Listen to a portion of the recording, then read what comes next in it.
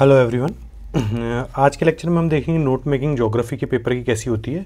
तो जो हिस्ट्री और ज्योग्राफी की नोट मेकिंग थोड़ी डिफरेंट होती है, इसलिए इसको हम अलग से हर चीज़ को लेते हुए जा रहे हैं। हर सब्जेक्ट की स्पेसिफिक डिमांड होती है। नोट मेकिंग में शुरुआती टाइम पे पता नहीं होता कि कैसे बनाएं। तो इसमें क्या है कि पूरी यूनिट्स के नोट्स बनाने की ज़रूरत नहीं है। सर्टेन नोट टॉपिक्स हैं, हर यूनिट के उस हिसाब से बना रहा है। जैसे यूनिट 1, इसकी नोट मेकिंग आपको बनाने की ज़रूरत है। क्यों? क्योंकि ये जो वर्ल्ड ज्योग्राफी वाला पार्ट है ये पूरा कंसेप्चुअल टॉपिक है, और एक बार आपके कंसेप्ट तैयार हो जाते हैं तो इंडियन ज्योग्राफी में आपको सिर्फ फैक्ट्स याद रखने पड़ते हैं, तो उनको कंसोलिडेट करना होता है। और सबसे बड़ी प्रॉब्लम वर्ल्ड ज्योग्राफी के साथ ये आती है, कंसेप्ट तो समझ में आ जाता है लेकिन जब लिखने की बारी आती है, जैसे कि हम कंसेप्ट को तो जानते हैं लेकिन जब उनको वर्ड्स में लिखने की बारी आती है तो हम बहुत टफ पड़ता है कि कैसे इसको लिखें। इसलिए नोट मेकिंग इसमें बहुत ज़रूरी हो जाती है कि आपके पॉइंट्स बने बुनाए रहेंगे तो आप फटाफट रिटेन कर पाएंगे उसको, और जब आंसर राइटिंग में लिखेंगे तो जल्दी लिख पाएंगे। इसलिए इसकी नोट्स बनाने की ज़रूरत है क्योंकि ये कंसेप्चुअल है।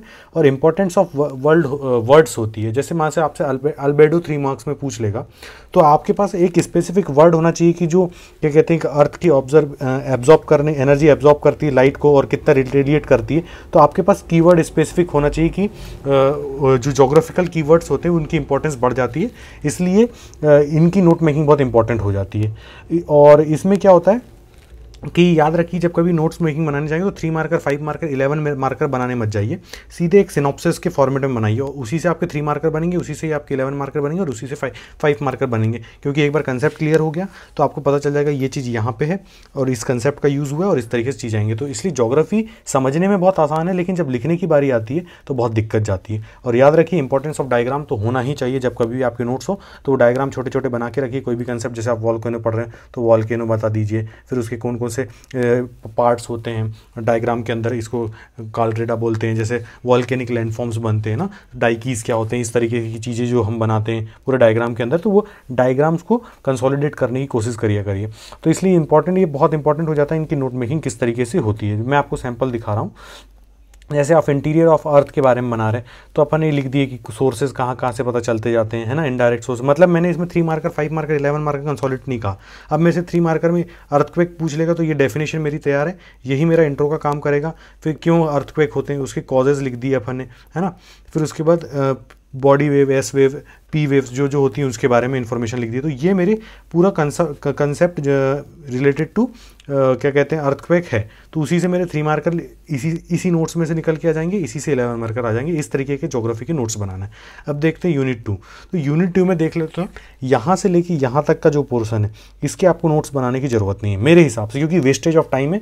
आप कॉपी पेस्ट करोगे जो चीज़ आपके सोर्स में, तो उससे बेहतर होगा कि आपका जो भी कोई सोर्स है जिस किताब से पढ़ेंगे तो उसमें हाईलाइट करिए स्पेसिफिक कीवर्ड, क्योंकि आपने कंसेप्ट आपके ज्योग्राफी के यूनिट 1 से ही तैयार हो गए।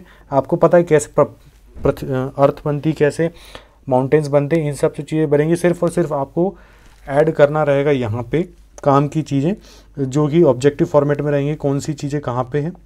तो आपको सिर्फ नेमिंग याद रखनी है। मतलब कुल मिला के ये पेपर हो जाता है पूरा ऑब्जेक्टिव। इसमें कंसेप्ट कुछ नहीं रहता है, आपको याद है तो याद है। आपसे पूछ लेंगे कि सतपुड़ा पर्वत कहाँ पे, क्या हाइट है ना, किस एरिया में पाई जाती है, किस तरीके की लैंडफॉर्म से बनी हुई है। तो आपकी कंसेप्ट यूनिट 1 में तैयार हो चुके हैं। यहाँ पे सिर्फ आपको फैक्ट्स याद रखना है। तो I don't think there is need for making notes. It's better कि जो आपकी सोर्स है उसी पर हाईलाइट करिए, उसको क्रैमिंग करिए तो ज़्यादा टाइम बचेगा, और फोकस करिए आंसर राइटिंग में। अगर आपके पास टाइम है तो फिर से आप वही चीज़ कॉपी पेस्ट करिए नोट्स के फॉर्म में, ताकि आपको एक ही प्लेस में चाहिए। तो आई डोंट थिंक कि वो एक सही तरीका है। लेकिन ये पॉपुलेशन और फूड प्रोसेसिंग वाली चीज़ जो है ये एक अपने आप में कंसेप्चुअल चीज़ है, या फिर कह सकते हैं एक छोटी सी चीज़ है जिनको 4-5 पेजों में कंसोलिडेट किया जा सकता है ताकि रिवीजन फास्ट हो जाएगा एज़ कम्पेयर टू दिस। इस तरीके से यूनिट 2 को निकलेंगे।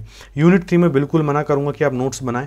जो आपने एमपी की जो किताब पढ़े उसको बस चाट मारिए, क्योंकि इसमें रट्टा ही मारना है। फैक्ट ही फैक्ट है, कुछ भी लेना देना नहीं है कंसेप्ट से। जो चीज़ है बस पता होना चाहिए, और फोकस करिए कि जितने क्वेश्चन उससे बन सकते हैं उनकी आंसर राइटिंग फोकस करिए एज़ कम्पेयर टू कि इसी चीज़ को फिर से बुक से नोट्स में उतारें। टाइम वेस्टेज करेंगे आप।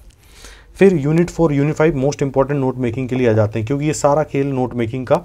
जितना आप नोट मेकिंग करेंगे, जितने कम पेजेस में इसको कंसोलिडेट करेंगे, क्योंकि 25 से 30 पेजेस में ये कंसोलिडेट किया जा सकता है, क्योंकि ये आपका टाइम बचाएंगे फाइनल रिवीजन के टाइम पे। जो आपके लगातार पेपर होते हैं ना, जब चालू होंगे तो आपके पास ये चीज़ें बहुत इंपॉर्टेंट रखती है। 3 आवर का जब पेपर लिखोगे तो आपका रिवीजन के लिए बहुत कम समय में ये सब चीज़ हो जाएगी। एनसीईआरटी की ज्योग्राफी की बुक से आप इनको नोट्स बना सकते हो, और ये तो इंटरनेट से भी यूज़ कर सकते हो। तो इस तरीके से ज्योग्राफी की नोट मेकिंग होगी, जो कि हमने देखी काम की चीज़ें।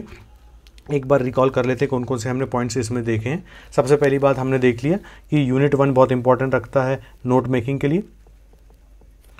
यूनिट 2 में 30% note making. Unit 3 note making बनाने की ज़रूरत नहीं। यूनिट 4 और यूनिट 5 मोस्ट इंपॉर्टेंट नोट्स बनाने के लिए। 3 मार्कर, 5 मार्कर, 11 मार्कर एक साथ लेके चलना है, और जितना हो सके जो चीज़ फैक्चुअल है उनको क्रैमिंग करिए, और जो ऑथेंटिक सोर्स जिससे आपने पढ़े उसी से रिवाइज करिए जितना हो सकता है।